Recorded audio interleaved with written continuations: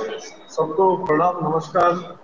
मुखवाना जी, पठान जी, विष्णु जी, प्रशांत जी और यहाँ सामने बैठे हैं अनु जैन जी और दुनिया जी, प्रिंसिपल सब भी है और बाकी शिक्षक जो हमारे साथ जुड़े हुए हैं, सब लोगों को प्रणाम और सम्मान करने।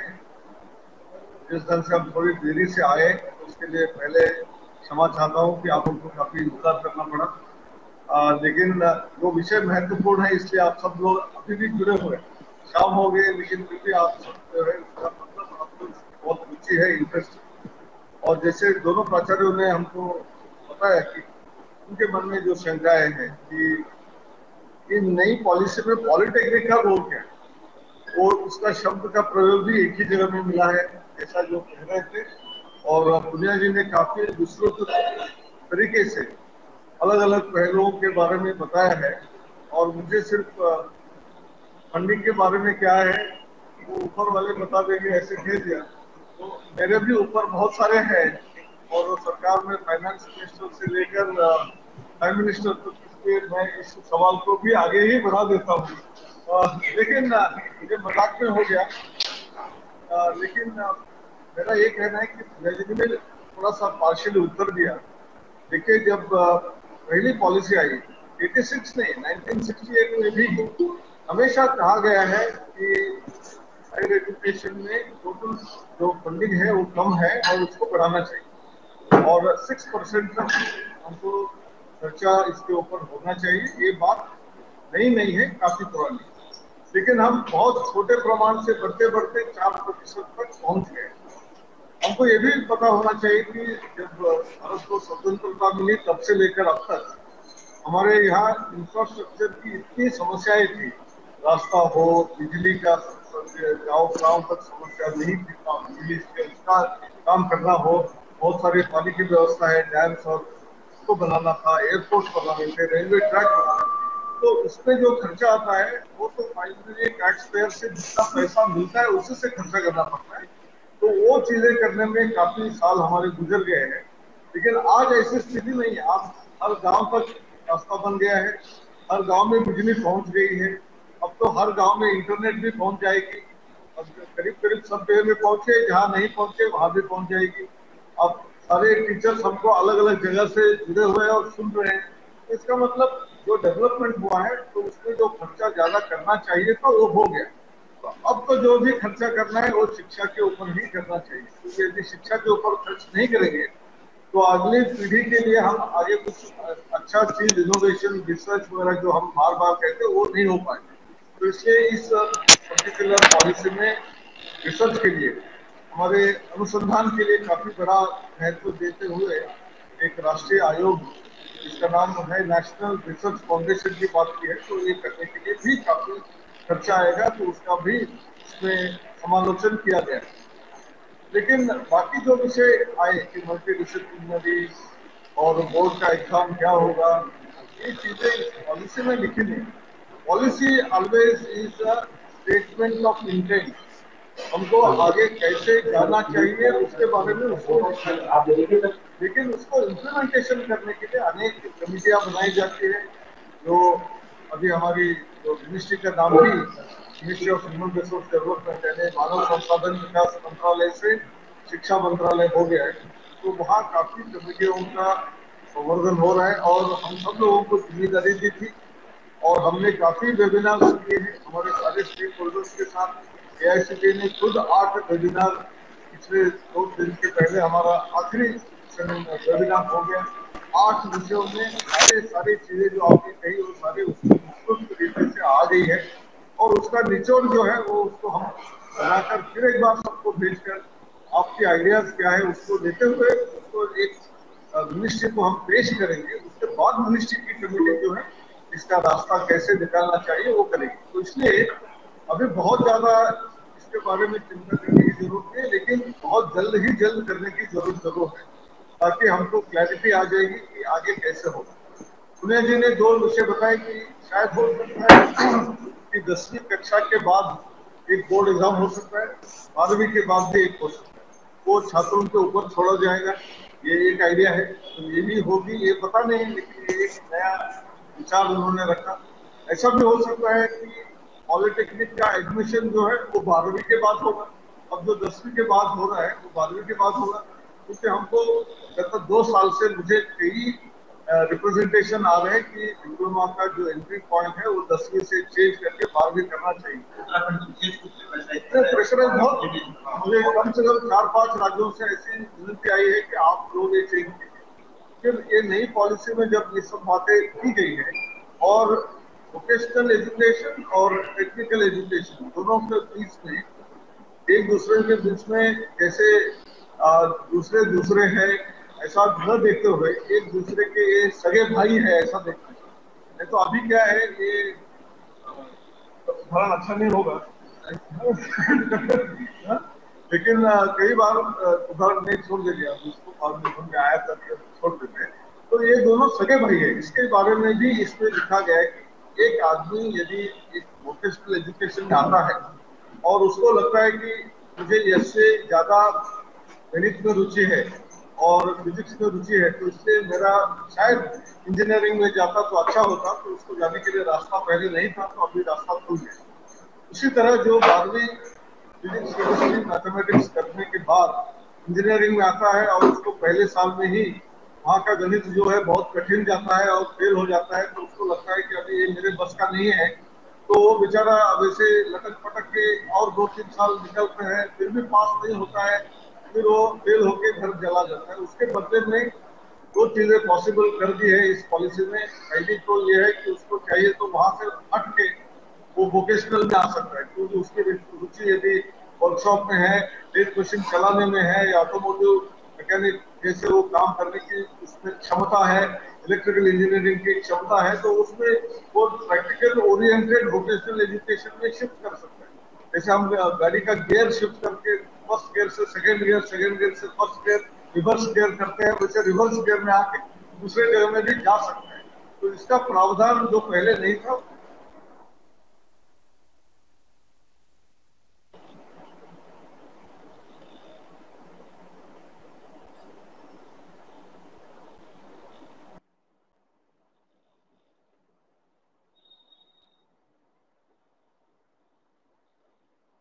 लगता है तकनीकी कारणों से हम अभी टीम हनुमानगढ़ से जुड़ नहीं पा रहे हैं, अति शीघ्र हम उनसे जुड़ेंगे। तो हम अभी विचार सुन पा रहे थे कि हमारे चेयरमैन जो एआईसीटी हैं उन्होंने बहुत सी बातों का यहाँ पर खुलासा भी किया, उसको बताया कि हमें किस प्रकार से दूसरे जो अगर स्ट्रीम्स है, यस सर, शायद लाइट जाने की वजह से हम वापस लेकिन रिकनेक्ट हो पाए हैं। रमेश जी,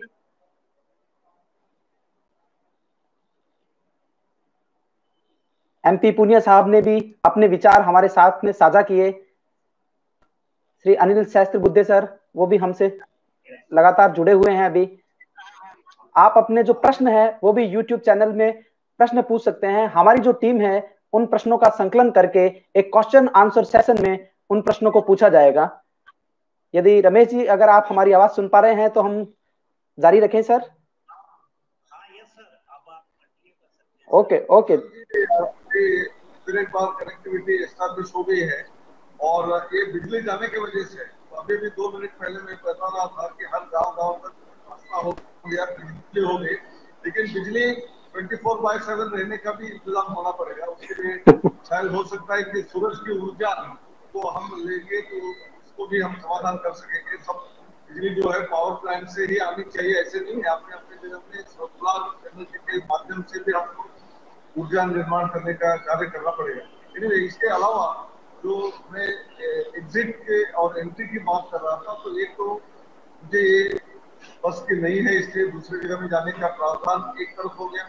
दूसरा है कोई घर में समस्याओं के वजह से उसको शिक्षा सडनली बंद करनी पड़ी, तो आधा करके जो छोड़ेगा तो उसके हाथ में कुछ नहीं आता है, खाली हाथ से बाहर जाना पड़ता था इतने दिन। तो अभी इसमें प्रस्ताव ऐसा है कि वो 1 साल हो गया है तो उसके हाथ में एक सर्टिफिकेट लेके जाए, 2 साल हो गया तो एक डिप्लोमा लेके जाए। ये जो प्रावधान है इसको यदि देखेंगे तो मेरे ख्याल से जो 5+3+3+4 यानी 5-3-3-4 का जो स्कूली शिक्षा का जो इसमें समावेश किया गया है, उसके आखिरी जो 4 साल है जो हायर सेकेंडरी बोलते हैं, 9वीं और 10वीं 11वीं 12वीं वो एक इंटीग्रेटेड वे में यदि देखेंगे तो 12वीं के बाद भी एडमिशन वो 4 साल के कोई भी प्रोग्राम में हो सकता है। आर्ट्स में जा सकता है, बीए आर्ट्स में बीकॉम करने के लिए जा सकता है, बीएससी करने के लिए भी जा सकता है, और इंजीनियरिंग या फार्मेसी या आर्किटेक्चर या मेडिसिन किसी में भी जा सकता है। तो डिप्लोमा जो इंस्टीट्यूट आज है उनकी तरक्की होके वो सिर्फ छोटे तरीके से डिप्लोमा लेवल तक ही न रहते हुए वो डिप्लोमा इन वोकेशन देने के भी, और बैचलर ऑफ वोकेशन उतना ही नहीं, जैसे पुणे के अभी कह रहे थे कि दिल्ली गवर्नमेंट ने जैसे कहा है वैसे ही हमने महाराष्ट्र में भी एक इंस्टीट्यूट को पॉलिटेक्निक को देने के लिए परमिशन दिया। तो फलाना वैसे तो diploma institution directorate of technical education में आते हैं, मुकामनाथ जी हमको सुन रहे हैं तो उनके हाथ से जाके यूनिवर्सिटी के हाथ में डिग्री देने का जो प्रावधान होता है उसको भी हमने परमिशन दे दी। तो उतना ही जो यूनिवर्सिटी के पास अब नियोग देने के लिए जब जा ही रहे हैं तो वो मास्टर ऑफ वोकेशन भी देने के लिए प्रावधान हो जाएगा। तो इसलिए पॉलिटेक्निक का जो दर्जा है वो और ऊपर हो सकता है। तो इसलिए चिंता का विषय करना नहीं चाहिए, आपको लगना चाहिए कि हमने भी अप्लाई किया है, हमने भी काफी कुछ वर्षों का जो ट्रेनिंग लिया हुआ है, और कॉन्स्टेंटली हम हमेशा कहते हैं कि learning is life long learning. एक बार सीख लिया तो हो गया, ऐसे नहीं है, हमको जिंदगी भर सीखते रहना पड़ेगा। और ऐसा यदि करते रहेंगे तो आपकी भी तरक्की होती रहेगी, आपका जो पॉलिटेक्निक है उसकी भी तरक्की होगी, आपके यहाँ जो छात्र आ रहे हैं उनकी भी तरक्की होती रहेगी। तो मेरे ख्याल से इससे ये बहुत गहर चिंता विषय नहीं है, इनफैक्ट इसमें बहुत अपॉर्चुनिटी है। हम जो हमेशा कहते हैं कि हमको समस्याओं को देखना नहीं चाहिए, समस्याओं की वजह से हम इसमें कैसे नवाचार लाते हुए इसको अपॉर्चुनिटी के रूप में कन्वर्ट करके इसको हम इस्तेमाल कर सकते हैं, ये हमको सोचना चाहिए। मेरे ख्याल से 12वीं के बाद भी एडमिशन हो सकता है। फिर वो जब हम कह रहे थे कि अभी क्या प्रॉब्लम था, 10वीं के बाद जब आते थे उनको 3 साल के बाद पॉलिटेक्निक में डिप्लोमा देना पड़ता था, क्योंकि पूरा टेक्निकल एजुकेशन उनको वहाँ 3 साल में पढ़ाया जाना पड़ता था, यानी स्किलिंग को करते। अब देखिए जब वहां से लेकर 12वीं तक, यानी आज 12वीं बोलते हैं, बाद में वो 15वीं हो जाएगी क्योंकि 5+3+3+4 में, तो वहां तक कम से कम हर छात्र को 2 स्किल सेट में उसको निपुणता आनी चाहिए, एक्सपर्टीज आनी चाहिए। एक्सपर्टीज होने के वजह से वो जब 12वीं के बाद पॉलिटेक्निक में आएंगे तो उनके हाथ में ऑलरेडी हुनर होगा, और इसलिए आपको वो ज्यादा टाइम नहीं लगेगा। 1 साल के बाद में यदि कोई छोड़ता है तो उसको एक सर्टिफिकेट दे सकते हैं, और वो ऑलरेडी लेवल 5 का होगा। और जो उसके आगे वाला है उसको एडवांस डिप्लोमा दे सकते हैं, उसके आगे वालों को बैचलर ऑफ वोकेशन दे सकते हैं, और जैसे उसके आगे भी लेवल 8 में जाएंगे उनको मास्टर्स, उसके बाद में पॉलिटेक्निक में भी पीएचडी क्यों ना देना चाहिए। तो ये सब संभावनाएं हैं, तो इससे आपको ये चिंता नहीं करनी चाहिए। मैं उदाहरण के रूप में इसलिए इंटरेस्टिंग है कि हमारा एक मैं पहले जहाँ काम करता था कॉलेज ऑफ इंजीनियरिंग में आईआईटी कानपुर मिलकर हमने एक रिसर्च एकेडमी की थी समर वेकेशन में।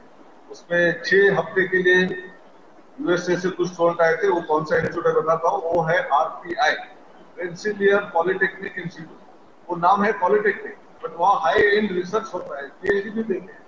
इसलिए पॉलिटेक्निक नाम के वजह से हमारे दिमाग में जो बैठ गया है कि ये छोटा वाला है, तो उसको बाहर निकालने की भी जरूरत है। इसलिए मैं जब पॉलिटेक्निक के मैक्सिमम टीचर्स के बीच में हो तो आपको कॉन्फिडेंस दिलाना चाहता हूँ कि आप पीएचडी तक जा सकते हैं। आपको रेंसिलियर पॉलिटेक्निक इंस्टीट्यूट को अपने दिमाग में रखना चाहिए कि वो पॉलिटेक्निक नाम में है, लेकिन वो पीएचडी भी करते हैं, पोस्ट डॉक्टर भी करते हैं। बहुत सारे लोगों को पीएचडी कंटिन्यूसली दिलाते हैं। AI, IoT, machine learning, deep learning, robotics में बहुत अच्छा काम कर रहे हैं।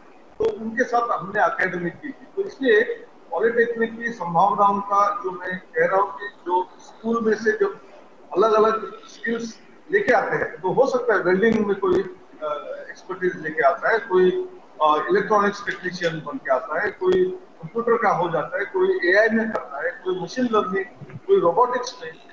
ये सब करके जब आपके पास पॉलिटेक्निक में आएगा, छात्र आएगा, तो उसको पूरा ज्ञान होता है स्किलिंग।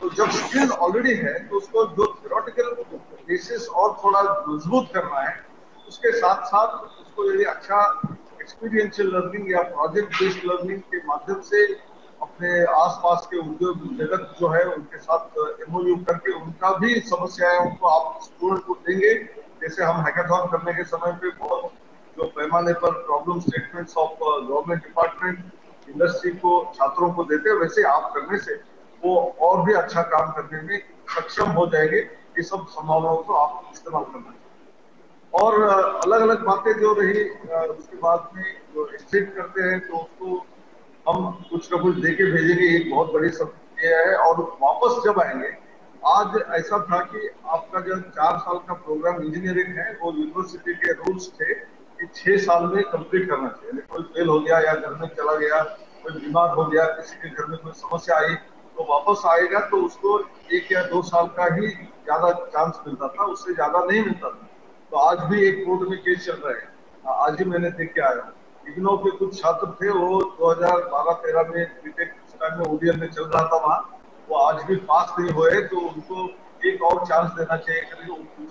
अब नई जो पॉलिसी है उसमें तो कभी भी बाहर जा सकता है, कभी भी अंदर आ सकता है, तो इसलिए ये समस्या पूरी हल हो जाएगी। किसी को बाहर जाने से 1-2 साल अपना घर में कुछ काम करेगा, खेती करेगा, शायद घर में कोई समस्या है तो वो जॉब भी करेगा, उसके बाद जब सक्षम हो जाएगा, घर की फैमिली की सुधार हो जाएगी तो वापस आएगा तो उसको जहाँ छोड़ा था वहां से शुरू कर सकता। ऐसा नहीं कि सांप सीढ़ी का खेल है कि एक बार वो चढ़ गया था ऊपर सीढ़ी से और कोई घर में समस्या आई, ऐसे सांप आ गया, सांप का मुंह देख लिया तो नीचे गिर गया और आगे फिर एक बार वापस यूनिवर्सिटी में आता है तो उसको पता कि आप पहले साल से आ जाओ फिर एक बार, तो उसके बदले में वो सेकेंड ईयर थर्ड ईयर में बाहर गया था तो उसको फिर थर्ड ईयर से शुरू करने की जो संभावना है इसमें से जग रही।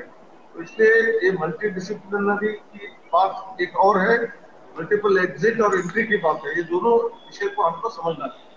मल्टीपल जो डिसिप्लिनरी जो बात है, आपकी जो समस्या है कि हमारा तो प्योर पॉलिटेक्निक है, सिर्फ इंजीनियरिंग है, हम कैसे मल्टीडिसिप्लिनरी बनेंगे, हमारा इंटेक तो 120 है सर, हम तो वो पॉलिसी में तो कहा गया है कि 3000 तक होनी चाहिए, तो हम कोलैबोरेशन के रूप में जाना चाहिए। हम अकेले अकेले बैठना नहीं चाहिए, हमारे बीचों में जो दीवार है उसको तोड़ना चाहिए। और जब बर्लिन की दीवार टूट सकती है तो हमारे हमारे डिपार्टमेंट की दीवार को पहले तोड़नी चाहिए, बाद में इंस्टीट्यूट की दीवार तोड़नी चाहिए, फिर हनुमानगढ़ और जयपुर की दीवार भी टूटनी चाहिए और जयपुर और दिल्ली की दीवार टूटनी चाहिए। ये जब तक हम नहीं करेंगे तो मेरे ख्याल से हम कोलैबोरेशन का मूवमेंट नहीं कर पाएंगे। तो इसलिए हमारा एआईसीटी का एक और कार्यक्रम के बारे में यहाँ बताना चाहता हूँ, क्योंकि ये नई पॉलिसी में बहुत चीजें जो कही गई है उसका कोई ना कोई बीज हमने 2-3 साल पहले ही बोया था और उसका हमको लाभ अब मिलने लगा, पेड़ थोड़ा थोड़ा बड़ा हुआ है, उसके फल मिलने में और 2-4 साल लगेगी।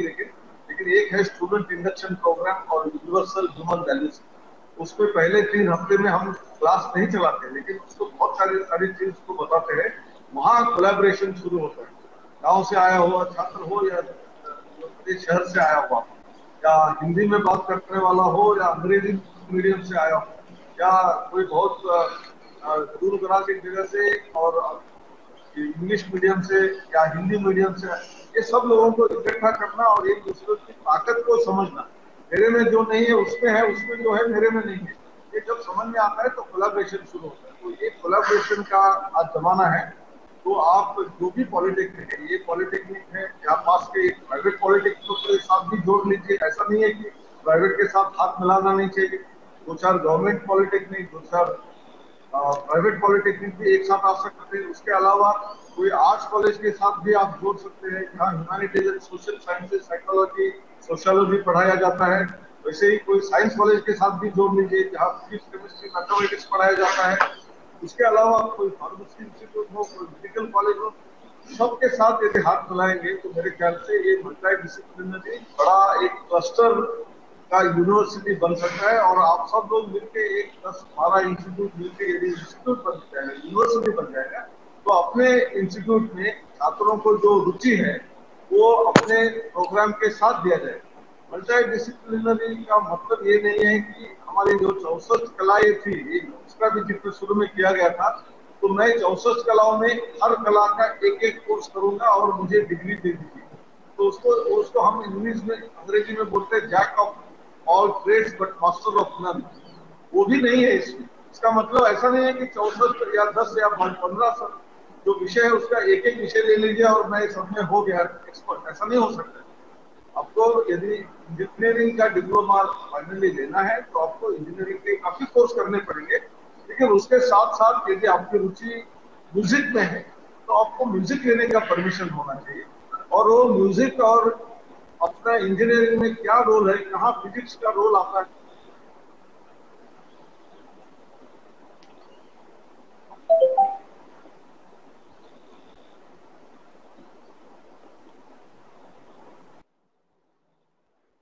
चेयरमैन सर हमें बता रहे थे कि नई एजुकेशन पॉलिसी के नए डायमेंशंस कौन कौन से हैं, नए आयाम कौन कौन से हैं। उन्होंने बताया कि किस तरह से मल्टीपल एंट्री मल्टीपल एग्जिट है वो यूजफुल है। Yes sir. उस विषयों के बीच में जो समन्वय है उन्हें हमको रखना चाहिए। तो इसलिए मल्टी डिसिप्लिनरी का मतलब ये नहीं है कि हम 40 अलग अलग कोर्स लेके हम एक डिग्री ले लेंगे, लेकिन हम इंजीनियरिंग से मैकेनिकल इंजीनियरिंग कर रहे हैं तो 2-4 हम इलेक्ट्रॉनिक्स के भी कोर्स करेंगे, 1-2 कंप्यूटर साइंस भी करेंगे, एक म्यूजिक का भी करेंगे, एक पेंटिंग का करेंगे। ये इसमें संभावना है और ये बहुत महत्वपूर्ण है, क्योंकि हर आदमी की जो रुचि है उसमें भी उसको उस इंस्टीट्यूट में करने का जब लाभ मिलता है तब उसको अपने दूसरे विषय में भी इंटरेस्ट आता है। मैं इसका उदाहरण इसलिए दे रहा हूँ, 3 इडियट्स मूवी में आपने देखा है कि वहाँ एक फोटोग्राफी में किसी को इंटरेस्ट है तो उसको वो जबरदस्त इंजीनियरिंग में दिया गया था, तो वो बेचारा क्या कर रहा था, उसको कुछ नहीं कर पा रहा था। तो इसलिए यदि कॉलेज में फोटोग्राफी भी है तो वो फोटोग्राफी में इंटरेस्ट लेते हुए 2-4 कोर्स करेगा तो उसका दिल बहलाते रहेगा, तो वो इंजीनियरिंग का भी पढ़ाई अच्छा से करना शुरू कर देगा। तो ये जो मल्टी डिसिप्लिनरी की बात है इसको समझने में काफी हमको अलग अलग तरीके से देखना पड़ेगा, ये अलग अलग पहलू है। और इससे ये जो हमारी नई शिक्षा नीति है ये बहुत सारी 60-70 पन्ने में ही है, हिंदी में थोड़ी लंबी हो गई है 140 पन्ने की, लेकिन अंग्रेजी में तो 72 पेज के है। लेकिन ये जैसे हाथी और जो 4 अंधे अलग अलग जगह में हाथ लगा के बताते हैं वो ऐसी है वैसे है, वैसे ही हमारे आनंद जैन को लगता है एक तरफ से दुनिया जी को, एक दूसरी तरफ से मुझे एक और तरफ से लग रहा है, लेकिन ये पॉलिसी सही में होलिस्टिक इंटीग्रेटेड सब लोगों को सारी चीजों को समावेश करते हुए हमारी पुरानी भारतीय ज्ञान परंपरा को भी लिखते हुए वैल्यू सिस्टम ठीक है सर, मैं इसको तैयार करने के लिए और पूरा टाइम निकल जाए यहाँ पे करना चाहिए तो ठीक है। और मैं अभी बहुत ज्यादा बताऊंगा नहीं, आपको कोई प्रश्न है तो इसके उत्तर दूंगा। कुछ हद तक मैंने कुछ बता दिया था। एक प्रश्न था कि आपने 4 साल की डिग्री के बाद 1 साल का ही कर दिया है, उसके ऊपर सर आपने क्या बीटेक का तो अभी 4 साल का है या बीए है, इसमें रिसर्च ओरिएंटेशन निर्माण किया जाए और उसके वजह से एमफिल को खत्म किया गया। एमफिल अभी नहीं रहेगा जो बाकी कॉलेजेस में होता है, बीए के बाद या बीएससी के बाद एमफिल होता है, बाद में पीएचडी करते हैं, तो एमफिल निकाल दिया है। तो सिमिलरली हम यूएस यूनिवर्सिटी में देखेंगे या इवन मेनी जर्मन यूनिवर्सिटी में या यूरोपियन में या यूके में, वहाँ पोस्ट ग्रेजुएशन 1 साल का होता है। It is called master of science, MS करके कहते हैं, एमटेक नहीं होता है।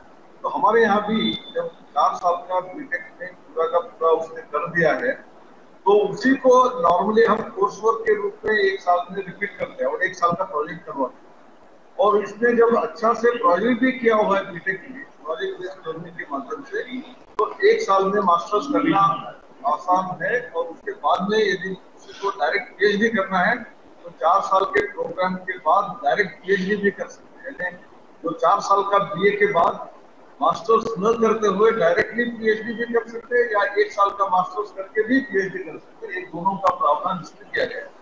तो जिसको मास्टर्स में ही अंत करना है तो उसको पीएचडी करने की जरूरत नहीं है, तो 1 साल का करेगा। लेकिन बाकी लोग बीए या बीकॉम या बीई या बीटेक के बाद डायरेक्टली पीएचडी का भी एडमिशन कर सकते हैं। आज भी वैसे प्रावधान है वो, लेकिन सिर्फ आईआईटीज में था, लेकिन अब सब इंस्टीट्यूशन को इसका लाभ मिलेगा। एक प्रश्न तैयार है कर रहे हैं वो अगर पार्ट टाइम पूरा करना चाहते हैं तो क्या ये से टूल लेने हमने इस अप्रूवल प्रोसेस में बहुत बड़ा परिवर्तन किया है। आप लोगों ने शायद नजर में आया था कि नहीं पता नहीं, हमारे यहाँ एआईसीटी के अप्रूवल प्रोसेस में 4-5 तरह के वो अप्रूवल सबमिट, एक था फुल टाइम प्रोग्राम, एक था पार्ट टाइम प्रोग्राम, एक था सेकेंड शिफ्ट प्रोग्राम, एक था वीकेंड प्रोग्राम। मेरे ख्याल से ये हाँ अभी नया वाला आ गया ODL, open distance learning and online education का। तो आप ऐसे 6-7 अलग अलग टाइप के प्रोग्राम करेंगे और बाद में यदि आप जाके इंडस्ट्री में जाएंगे तो जब आपको ही पता नहीं चल रहा है ये क्या है और इंडस्ट्री क्या समझेगी इसमें से। तो इसलिए हमने अभी 2 ही टाइप के प्रोग्राम नॉमिनेशन किए हैं, एक है रेगुलर प्रोग्राम और एक है ऑनलाइन। हमने डेफिनेशन 2 ही की है। रेगुलर का मतलब है जहाँ छात्र कॉलेज में आकर क्लासरूम में बैठ के टीचरों के साथ एक दूसरे का क्लासेस भी होंगे, उनके साथ इंटरेक्शन भी होते रहेगा रेगुलरली। ऐसा जो प्रोग्राम है वो है रेगुलर प्रोग्राम, और जिसमें वीडियो के बेसिस पे जैसे हम अभी एक दूसरे से बातचीत कर रहे हैं वैसे ऑनलाइन मोड में इधर थ्रू स्वयं प्लेटफॉर्म जैसे मूव प्लेटफॉर्म से या ऑनलाइन जो टीचर भी आपको पढ़ाते हैं वैसे जो छात्र पढ़ के एग्जाम देता है उसको हम ऑनलाइन प्रोग्राम या ओडीएल प्रोग्राम कहते हैं। तो वो अलग टाइप का है, ये अलग टाइप का। जब हम रेगुलर प्रोग्राम कहते हैं वो फिर अपने अपने इच्छा से जो इंस्टीट्यूट को अप्रूवल सीट मिली है उसमें से कुछ सीट आप दिन में रखेंगे, कुछ आफ्टरनून में रखेंगे, इवनिंग में रखेंगे, रात में रखेंगे, सैटरडे संडे को रखेंगे, वेकेशन में रखेंगे। ये आपकी मर्जी है। जब तक छात्र घर में नहीं बैठा है वो आपके इंस्टीट्यूट में आएगा, टीचर के साथ वो सीखेगा और वहाँ लेबोरेटरी का क्लास भी वही करेगा।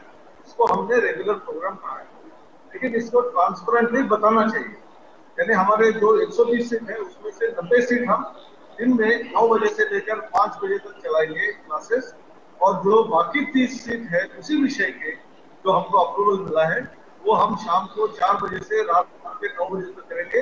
जो किसी जगह में काम में जॉब कर रहा है, नौकरी कर रहा है, वो शाम को 4 बजे आकर हम हमारा वो कोर्स कर सकता है। उसको भी हम रेगुलर कहते हैं। वो पार्ट टाइम नहीं है, लेकिन सुबह से शाम तक का जो समय है वो 8-9 घंटे का मिलता है। उसमें टाइम टेबल में आसानी से काफी कोर्स कवर किए जा सकते हैं।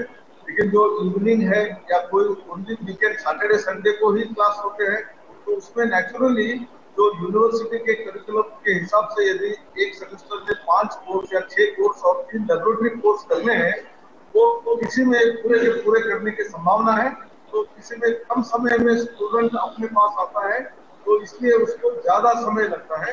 जो 4 साल का प्रोग्राम है वो हो सकता है 5 साल में कंप्लीट करेगा, लेकिन वो भी रेगुलर प्रोग्राम है, ये भी रेगुलर प्रोग्राम है। किसी को कम समय लगता है, किसी को ज्यादा समय लगता है।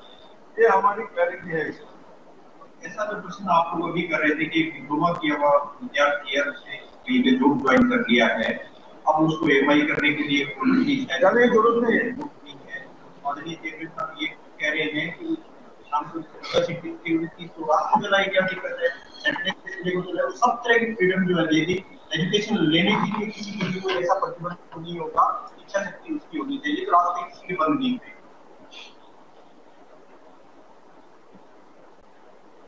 ऐसा मतलब कोई सिचुएशन नहीं हो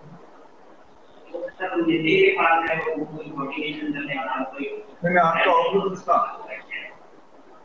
आपका कोई सिचुएशन आपके जैसा क्वेश्चन के नहीं जवाब मिल गई क्या? नहीं जैन साहब ने हमारे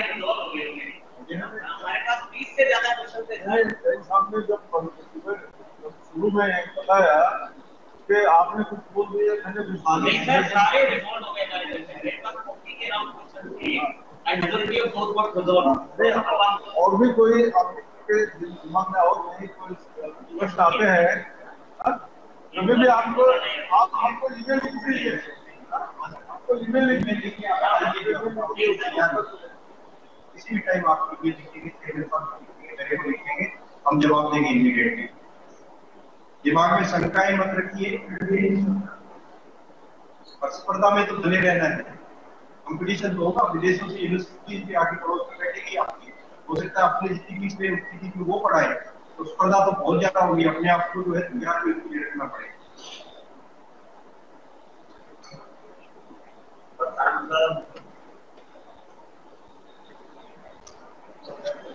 yes sir. Sir Prashant sir carry on. Prashant कुछ पूछ रहे थे, प्रशांत बताओ। मैं प्रयास कर रहा था कि ऑनलाइन जो हमारे दर्शक जुड़े हुए हैं उनके जो क्वेरीज हैं वो आपको प्रदर्शित कर पाता सर, तो मैं थोड़ा प्रयास वो कर रहा हूं। आप तब तक अगर जारी रख सकते हैं। कुछ बहुत से शुभकामनाएं संदेश हैं जो पूर्व निदेशक साहब भी जुड़े, हमारे पूरे राजस्थान के तकनीकी शिक्षा के जो फैकल्टीज हैं वो भी जुड़े हुए हैं और शुभकामना संदेश भी आ रहे हैं, कुछ प्रश्न भी आ रहे हैं, तो मैं कोशिश करता हूं तब तक हनुमानगढ़ टीम आप जारी रख सकते हैं sir. One important doubt many people have is about degree in the regular mode and online mode. But please remember, degrees in online mode is not permitted in all areas even today. It is only permitted in limited number of domains. Number one, in MBA or postgraduate diploma in management or any diploma in management, and diploma or MCA, that is computer applications, where laboratory content is absolutely minimal and what can be done by staying at home. आपको programming करने के लिए यदि exercise देगा, आपके घर में computer है तो आप घर में बैठ के कर सकते हो। ऐसे ही चीजों को हमने ऑनलाइन एजुकेशन के लिए परमिशन दिया। सिमिलरली ट्रैवल एंड टूरिज्म में दिया नया से, क्योंकि वो जो गाइड होते हैं उनको इंफॉर्मेशन कलेक्ट करके इफेक्टिवली गाइड के रूप में जाके ट्रैवल टूरिज्म में बात करना पड़ता है। तो वो दो चीजों के लिए छोड़ के हमने नया किसी भी जगह में मैकेनिकल इंजीनियरिंग का ऑनलाइन डिग्री, इवन इग्नोर जो दिया था उसको भी हमने बंद करवा दिया है। तो इसलिए ऑनलाइन जो भी दिया गया है उसका वैल्यू उतना ही रहेगा जितना रेगुलर का है। और जो रेगुलर प्रोग्राम ये है, जहाँ जहाँ शक्य है वहाँ वहाँ वो कोर्सेज भी हम ऑनलाइन में यानी मूक्स प्लेटफॉर्म से देने के लिए शुरू किया है। अब 2 साल से तो हमने 20% क्रेडिट्स जो होते हैं वो ऑनलाइन माध्यम से लेने के लिए परमिशन दिया था, अभी उसको बढ़ाकर 40% कर रहे हैं। तो इसका मतलब आपका जितने भी कोर्सेज है वो सारे क्लासरूम में आके ही करने नहीं पड़ेंगे। जो सबसे बेहतरीन टीचर जहाँ भी हो दुनिया में, उनका कोर्स आप करके वो अपने क्रेडिट में, अपने बैंक में, अपने ट्रांसक्रिप्ट में, अपने मार्कशीट में ला सकते हैं। लेकिन बाकी जो 60% है वो कुछ थ्योरी कोर्सेज है और जो लेबोरेटरी कंटेंट है, वर्कशॉप है, उसको तो आपको हाथ से ही करना पड़ेगा। तो इसलिए जो भी परमिशन किया जा रहा है वो दोनों को, रेगुलर को और ऑनलाइन को, सेम वेटेज सेम वैल्यू रहेगा। तो एक उनको सूचना में दे रहा था, पॉलिटेक्निक में जो लड़कियों की संख्या है, जो प्रतिशत है, वो पूरे देश में 17% है। 17% बच्चियां ही एनरोल होती है बच्चों की। 5% में 5% है। कंप्यूटर वगैरह में, इलेक्ट्रॉनिक्स में बच्चियां ज्यादा आती है, बहन बनती है, शायद कम आती है। डिग्री में हमारा करीब 28% है, पॉलिटेक्निक में 17% है, डिग्री में 28%। लेकिन एमटेक पीएचडी में जाते जाते पीएचडी में तो लड़कों से ज्यादा लड़कियां हमारी हो जाती है। एमटेक बराबर जो है पीजी लेवल के स्पेशलाइजेशन में है। मेरी आप लोगों से रिक्वेस्ट ये है कि बच्चियों का एनरोलमेंट बढ़ाने के लिए एक स्टेट शायद समाज में ये है कि लड़के की कंपैरिजन में बच्चियों के परिवार में कम महत्व दिया जाता है। अगर पैसे की लिमिटेशन है उनके पास, तो अगर बेटा जा रहा है हायर एजुकेशन में, साथ बेटी जा रही है, पहले पेरेंट्स बेटे को प्रेफर करते हैं। ऐसा हमारे समाज में चाल चलन है, बोलबाला है। एआईसीटी की एक जो स्कीम है वो प्रगति स्कीम के नाम से है। कोई भी बच्ची टेक्निक में एडमिशन लेती है 10वीं के बाद या 12वीं के बाद डिग्री में एडमिशन लेती है, ऐसी बच्चियों को अगर उनके परिवार की आमदनी 8 लाख रुपए से कम है तो हम उनको 50,000 रुपए की फाइनेंशियल हेल्प देते हैं। इसमें 30,000 रुपए उसकी फीस वगैरह का है, 30,000 को कंप्यूटर किताबें वगैरह अपनी जो दी सकती है। आश्चर्य की बात यह है कि पिछली बार करीब 70% बच्चियां जो थी सिर्फ आंध्र प्रदेश और तेलंगाना की थी, उधर से आपके यहाँ से एप्लीकेशन ही नहीं थी। बच्चियां चाहती है एजुकेशन लेना, डॉक्यूमेंटेशन की हटा दी, अब उनकी सारी प्रॉब्लम हटा दी। प्लीज सुनो, आपको हटा दी हमने। डायरेक्टर साहब जैसे ही एडमिशन हो जाते हैं, डायरेक्टर साहब उनका जो है उनको एंडोर्स करेंगे। डॉक्टर साहब ये बच्चे एडमिशन ले चुकी है, इमीडिएटली अगले महीने हमारी तरफ से उनके अकाउंट में स्कॉलरशिप ट्रांसफर हो जाएगी। आप डॉक्यूमेंट्स आपकी सिर्फ 300 एप्लीकेशन की राजस्थान से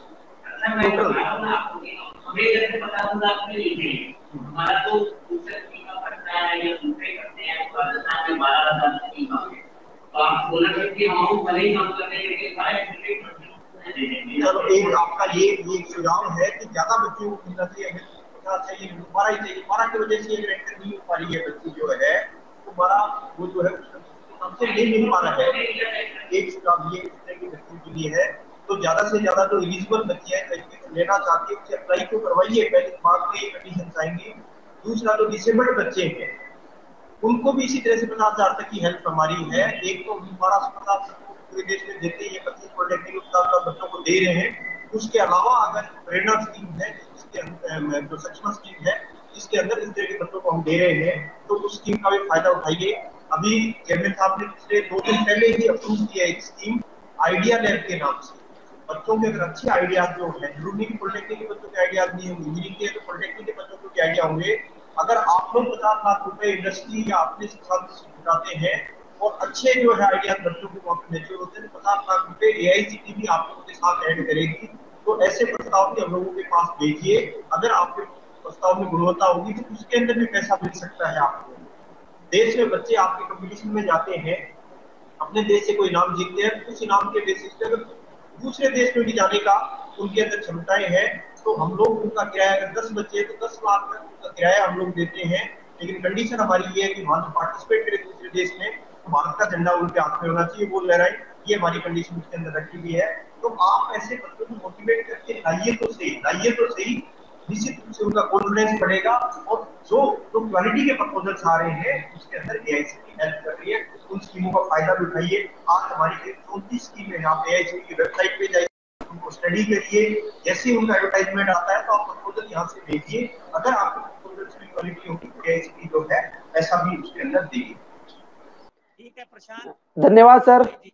हनुमानगढ़ टीम को भी बहुत बहुत धन्यवाद कि हम सबको भी ऑनलाइन माध्यम से ये लाभ आपने हमें प्रदान किया है। ऑनलाइन जितने भी हमारे राजस्थानी नहीं वरन पूरे देश के जो हमारे इसमें तकनीकी विद हैं इससे जुड़ पा रहे हैं, तो सबका बहुत बहुत धन्यवाद। डायरेक्टर सर यदि कुछ कहना चाहते हैं। Yes sir. तो मैं धन्यवाद देना चाहूंगा कि बहुत ही अच्छा कार्यक्रम आप लोगों ने आयोजित किया। साथ ही सहस्त्र बुद्धिजीवी एम पुनिया जी ने भी अपना अमूल्य समय यहाँ पर दे करके हम सबको बहुत ही अच्छी ज्ञानवर्धक बातें बताई, जिससे कि हमारे जो भ्रम थे वो सभी दूर हो गए। एक बार पुनः आप सभी का धन्यवाद। धन्यवाद। नमस्कार।